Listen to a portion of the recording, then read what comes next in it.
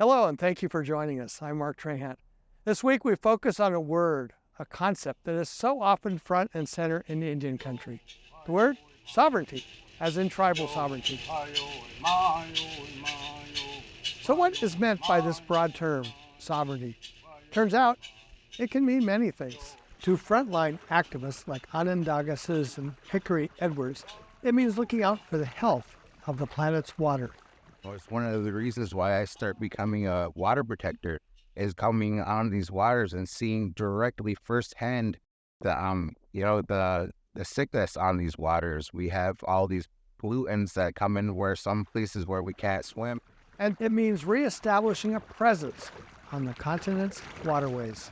The original waterways were the original highways of America. And so what this journey is doing is reaffirming our territorial jurisdiction over our water. To others, food sovereignty is sovereignty. Okay. So over here, we do have our, Aboriginal corn, our Metacom corn. And then on this side is some sweet corn that... I think food is the most important key to all of this, because food is the central point that we all have to have every single day. It's something that connects us as humans around the world. Yeah, and part of the steps of food sovereignty is just having local control and non-governmental control over food systems.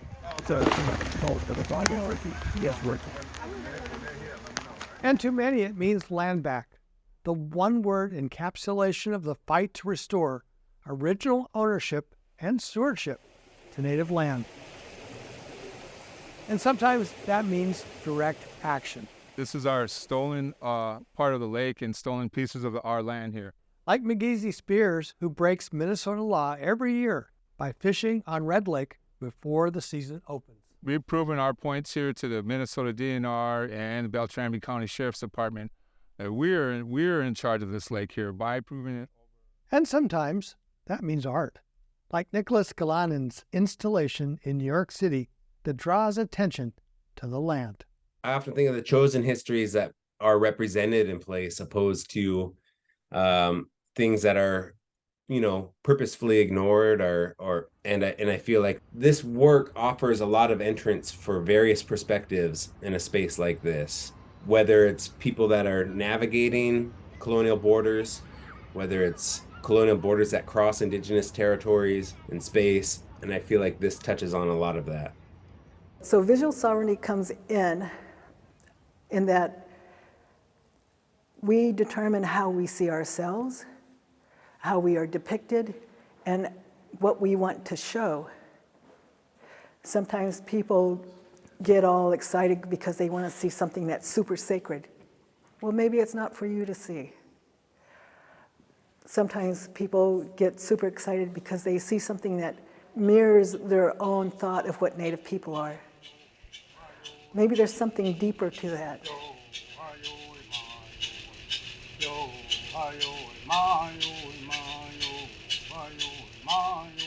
Sometimes sovereignty means long-term efforts to get Congress to act. ICT's Stuart Huntington followed one such story that ended this summer with a major victory. Yesterday was probably the most historic day on Leech Lake Reservation since the reservation was established. I mean, it doesn't get any bigger than that for us.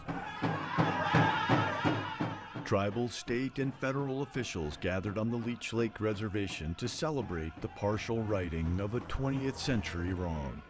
Thank you for joining us in celebrating this return of 11,700 acres of land that was illegally taken from Leech Lake. Yes. In the 1940s and 50s, a succession of Bureau of Indian Affairs leaders illegally transferred thousands of acres of tribal lands into the Chippewa National Forest without telling the native owners. A lot of times they didn't even know that the land was transferred out from underneath them until they came back years later and they would find a locked Forest Service gate on the road into their land and be like, what's going on here? I'm trying to go out to my family's hunting land, trying to go. For 70 plus years, Leech Lakers worked to get the land back. The work culminated in the 2020 Leech Lake Band Ojibwe Reservation Restoration Act, signed into law by President Trump. The law reads, the BIA incorrectly interpreted an order of the Secretary of the Interior to mean it could sell land without consent of the Indian owners. There's scant evidence, however, that they misinterpreted anything, as it was a particularly rapacious era at the BIA where the main focus was the termination of Indian nations. One of the directors during this time was Dylan Meyer, who previously oversaw the mass incarceration of Japanese Americans during World War II. This land that I'm walking here right now is land that was flat out stolen in the mid-20th century just because federal officials and others thought they could. It took the Forest Service a few years to survey the land, and today, delineated in multiple parcels throughout the reservation, it is back in Leech Lake hands. I asked Elder Michael Smith, Sr., to tell me what the return means. Yesterday was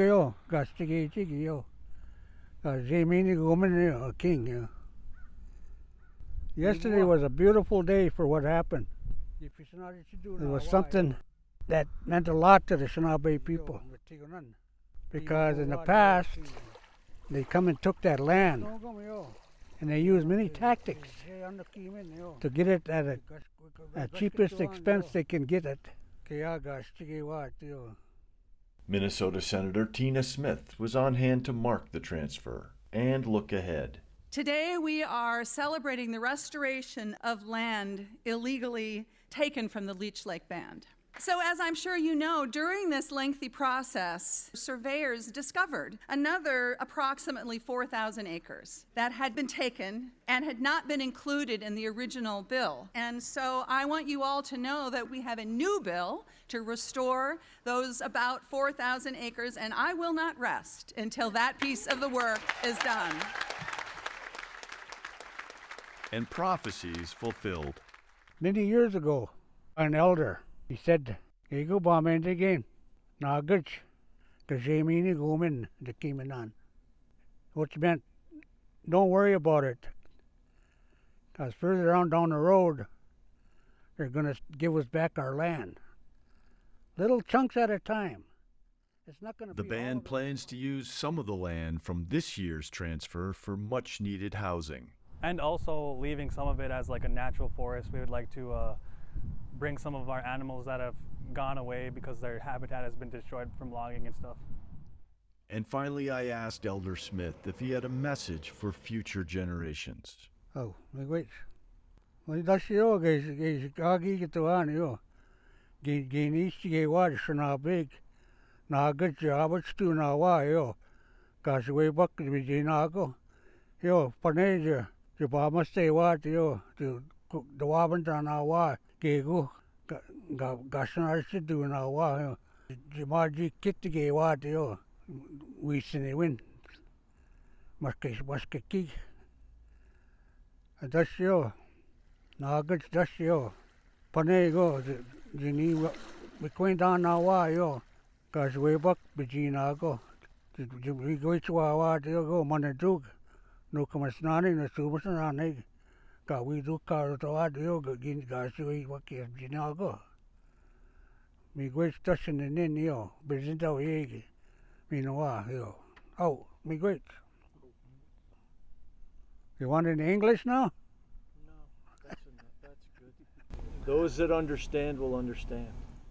Yeah, they'll understand. On the Leech Lake Reservation, Stuart Huntington, ICT.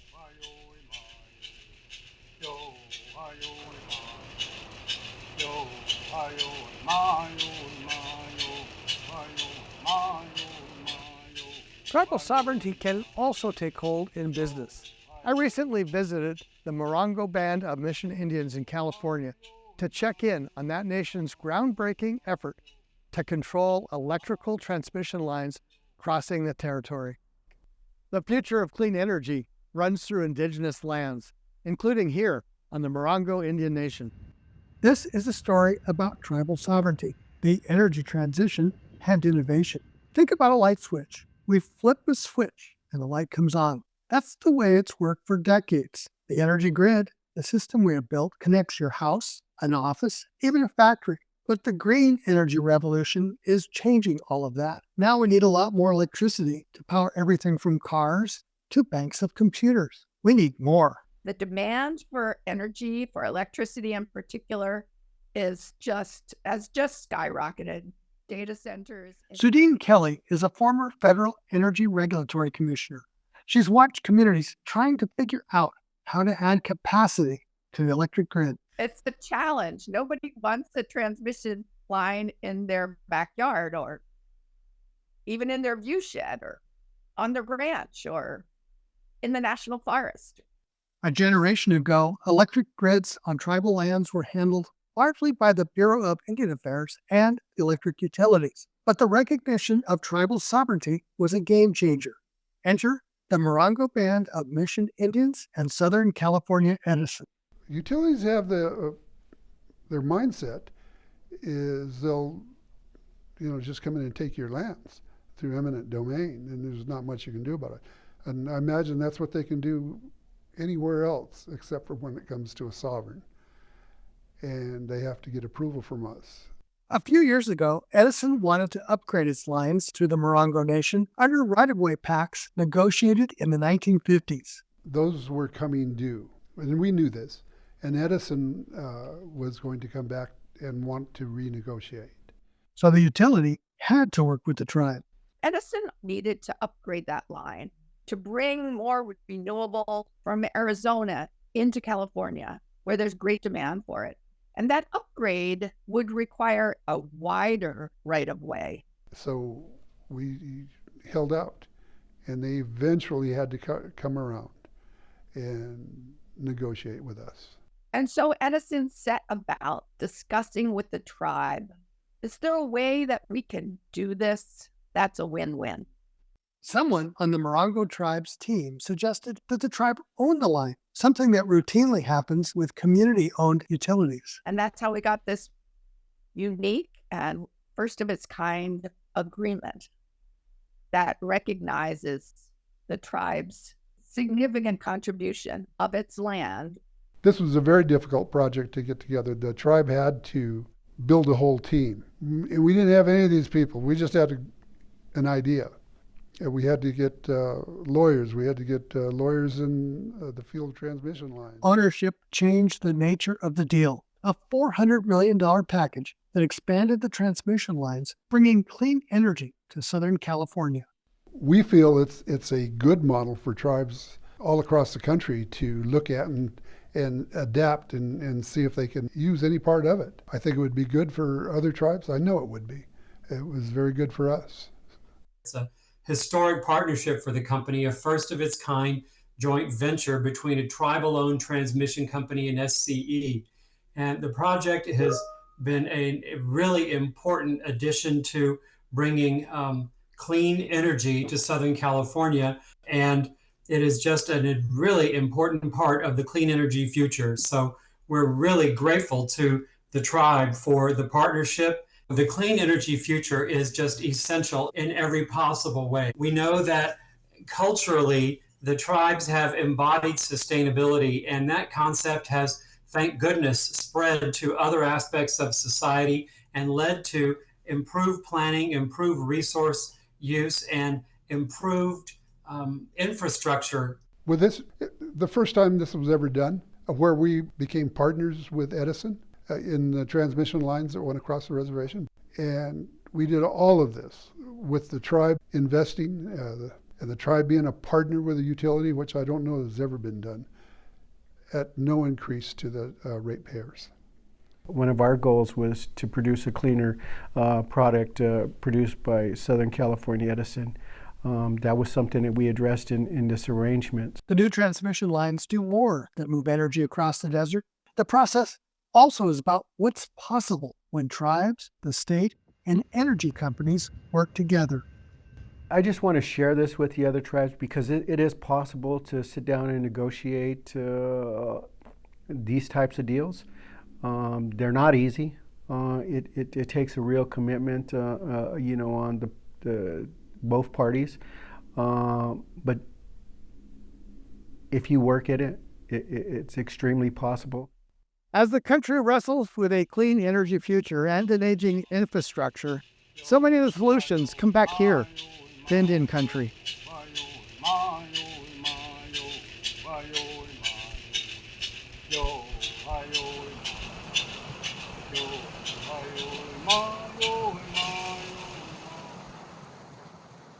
And of course, tribal sovereignty is also fought for in the courts.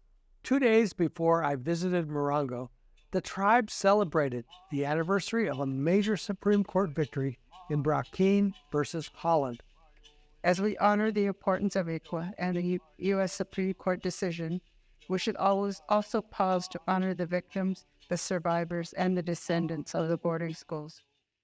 The case upheld the Indian Child Welfare Act, or ICWA, the law designed to respect family, culture, and tribal ties in child welfare cases. The ruling reaffirmed Native people's sovereignty of its most precious asset, our children. The historic decision protected our children and protected our tribal sovereignty. You know, it ensured that our children, that the tribe would always have a voice in their future. And it ensured that children could always be tied to their family, to their culture, to their heritage, and to the reservation community. No one expected the decision to be as strong as it was. A huge victory for Indian country. And I think we have to take that victory and not take it for granted. So one thing, when we think about what's next, is to celebrate that win. I think in a way it's an act of resistance or an act of resilience to celebrate that win. And I hope that every June 15th, people across this country have an opportunity to remember that win, to remind everybody that tribes are not going to go away, that Indian children will continue to be protected. We know that the folks who want to bring down the Indian Child Welfare Act have their eyes on a much broader agenda, without question. I'm somewhat skeptical that they actually care that much about Indian children. I think they care much more about bringing down the concepts of tribal sovereignty to unleash the resources that tribes currently hold and protect. Of course, the battles over sovereignty are not over. It is so important because it represents a marker about our place in the world and our future. But the fight is just as important to the broader community. Let's let Professor Donald Pixico of Arizona State University and Mashpee Wampanoag Chairman Brian Whedon have the last words. For some Native groups, some Native nations, they actually take sovereignty to mean an obligation or responsibility, so that it's to recognize the sovereignty of other people, to respect other people. And not just that, but for plants and animals, everything that has a spirit, mountains, trees, rivers, and so forth.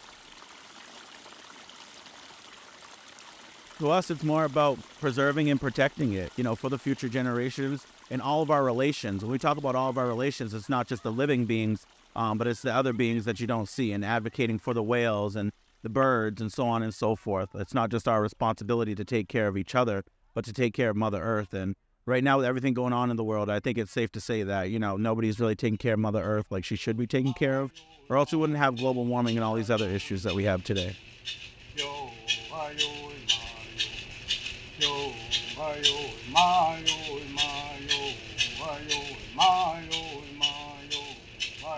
And now we're going to take a look at federal Indian boarding school policies with two of the country's leading journalists who have been covering this topic. Joining us now is Dana Hedgepeth, who has been a reporter with the Washington Post for 25 years, where she has covered topics including Native American history and stories of Indian boarding school survivors. She's an enrolled member of the Haliwa-Saponi tribe of North Carolina. Welcome, Dana. Thank you so much for having me. And ICT's national correspondent, Marionette Pember, who has been writing about boarding schools for decades. A citizen of the Red Cliff Band of Lake Superior, Chippewa, Marionette's book, Medicine River, A Story of Survival and the Legacy of Indian Boarding Schools, chronicling her own family's boarding school experiences, is slated to be released in April by Penguin Random House. Welcome, Marionette. Hey, Stuart. Good to be here. All right, the boarding school era as we know it started with the Carlisle Indian Industrial School in the 19th century and lasted into the 1960s. Why now is this topic coming into the forefront? This is a question for both of you, but I want to start with you, Dana. Well, that's a good question. I think it's probably multi-pronged. It maybe got a jump start in 2021, Stuart, with in Canada, where there was the discovery of Kamloops of possible remains of children. And that started many communities in the United States to exploring and thinking that they should look into their own tribe's history at schools. Deb Haaland, as you know, launched her multi-year investigation and has produced 2 reports looking into the United States history of over 400 schools. So that's where it sort of, I would say, jump-started folks into looking at what happened in the United States. Marionette, I wonder if you could set the table for us. Where are we now with this history finally coming to the forefront? Yes, I often, just adding a little bit to what Dana was saying, I often wonder what it is that creates this flashpoint for these sorts of issues that have been ongoing. And then suddenly whatever the media takes notice, the public takes notice, but, whatever went into creating a focus on this issue, I'm really glad that it happened. I think that the United States is just no longer able to ignore its history because there were far more schools here in the United States and far more Native people. So, many more people were impacted here. I want to turn to the Native American Boarding School Healing Coalition. Their work has been instrumental in bringing these issues into the national conversation. One of their priorities is a bill in Congress right now to establish a Truth and Healing Commission. Do you guys think that this is an important step to take here? I do think it is an important step. Again, you're talking about a national level, a national group. NAPS has done amazing work. Those folks are just really good people. I like to tease them that they are small but mighty. It's not a tease, it's a compliment to their incredible work. They are small, but they are very mighty. They have helped people in healing. They are working to help people in healing. They're wearing many hats. They are also pushing for their legislation, the Truth and Healing Commission. That legislation, I think, if passed, would do a lot to sort of open doors that have been closed. The big key of that legislation, I would say, is the subpoena power. And that scares people. Fear does powerful things. And I think behind closed doors, people are scared of that and what subpoena power could do, especially to the Catholic Church. My friend has done extensive, outstanding, award-winning work of digging, and I mean dogged digging into the Catholic Church. She can speak better to that. But reading her work and talking with her, they're facing an uphill battle. They know that. But that would do a lot to open up and just knowledge, right? Knowledge is powerful. Obviously, I'm in the field of journalism. I believe strongly there's nothing wrong with shining the light.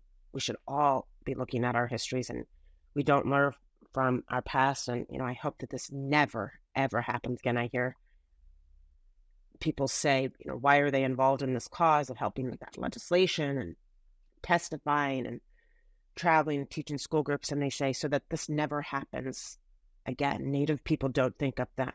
There is no I in many of our languages. It's always a we. We think of our future generations, and no one wants to see this happen again. I think that legislation opens that up, lays it on the table, and helps people understand the past. You mentioned the Catholic boarding schools and the religious institutions that ran many of these schools. The government inquiry or discussion, a report on the boarding schools focused on the federal boarding schools. I want to turn now to ask you guys what's not in this report and what still needs to be explored. Well, I think the Catholic Church's role and Christian churches, so the Catholics were not the only, church groups to be involved.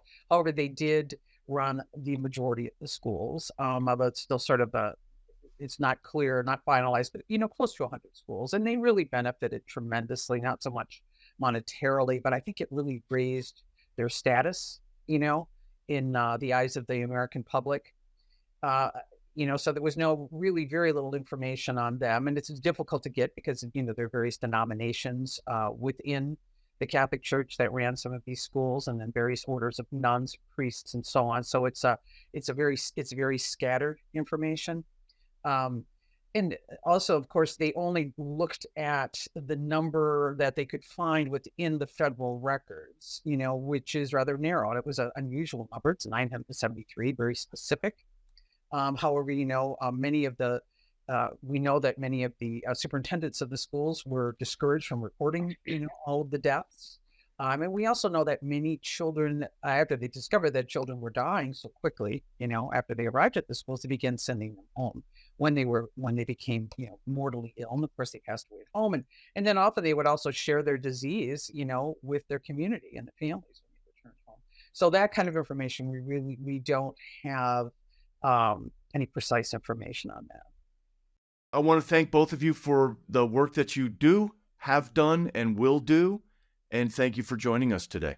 Thank you so much for having me. For real. And that is a slice of our Indigenous world. For all the latest news, visit ictnews.org.